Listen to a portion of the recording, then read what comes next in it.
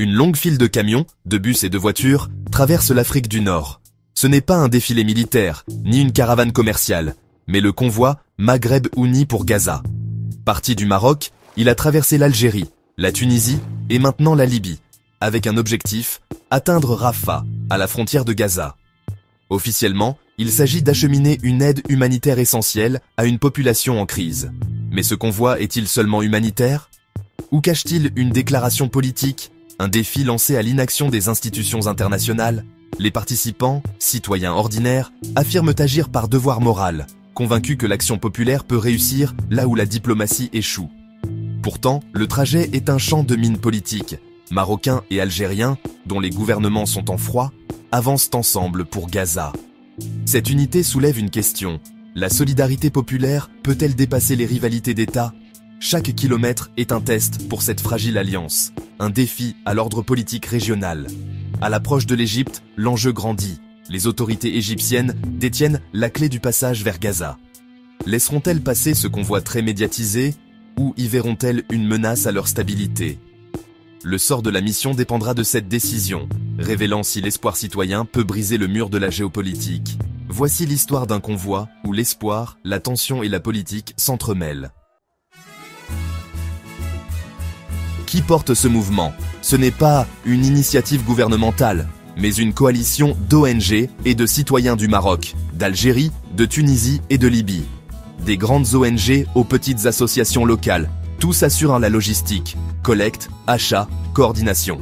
Mais la vraie force du convoi, ce sont les milliers de bénévoles, médecins, enseignants, étudiants, retraités qui ont mis leur vie entre parenthèses. Beaucoup financent eux-mêmes leur voyage, conduisent leurs propres véhicules chargés de fournitures. Leur motivation, une histoire partagée, une frustration face à l'inaction internationale. Le soutien s'étend dans chaque ville, traversée. Entrepôts, repas, carburant, tout est offert par la communauté.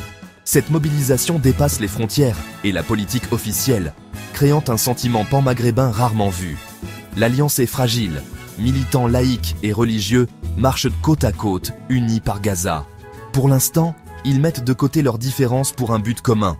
Mais la question demeure, cette unité résistera-t-elle aux pressions extérieures et aux tensions internes sur la longue route?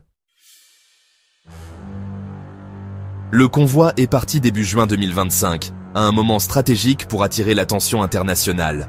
Le départ s'est fait par étapes, Maroc, Algérie, puis Tunisie et Libye, formant une procession massive.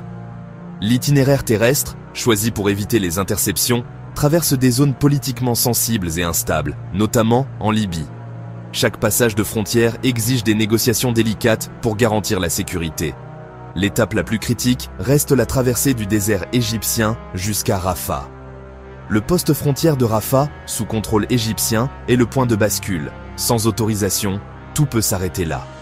Les organisateurs négocient sans relâche, mais aucune garantie n'est obtenue à ce jour.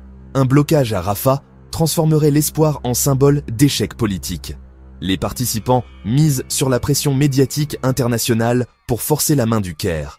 Même un échec deviendrait un événement mondial, exposant le blocus de Gaza. Ce voyage est un pari risqué, où l'espoir citoyen affronte la dureté de la géopolitique.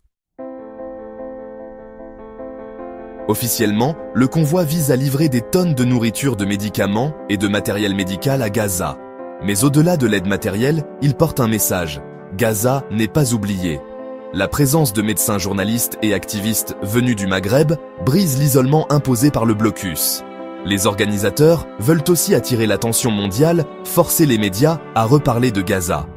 Chaque interview, chaque post sur les réseaux sociaux fait partie d'une stratégie de communication pour replacer Gaza au centre du débat international. Ce convoi est autant un acte humanitaire qu'un geste politique. Il utilise l'urgence pour provoquer un changement démontrant que les citoyens peuvent agir là où les gouvernements échouent. C'est une protestation en mouvement, une demande de justice incarnée. Le succès ne se mesurera pas seulement en carton livré, mais en impact sur la conversation mondiale. Le convoi veut prouver que l'action citoyenne peut forcer le monde à regarder. Une telle opération aurait été impossible il y a 10 ans.